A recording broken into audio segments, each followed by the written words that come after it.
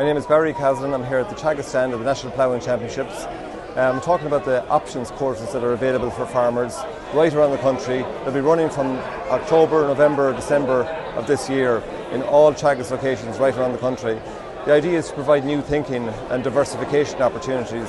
Many farmers are looking to diversify away from the core farming that they're currently doing and looking at new opportunities such as areas like rural tourism, artisan food production. It could be forestry, renewable energy, it could be beekeeping, and developing businesses in these particular areas. Innovation is something that is not many farmers are thinking about. Many are happy at doing what they've been doing for the last number of years, but sometimes if they look outside their own core farming enterprise, there are other opportunities, and the options courses will provide new thinking, generate new ideas. It will open up farmers to hear from the likes of their local leader companies what supports are available to incentivise them to change away from and diversify into a new stream of income.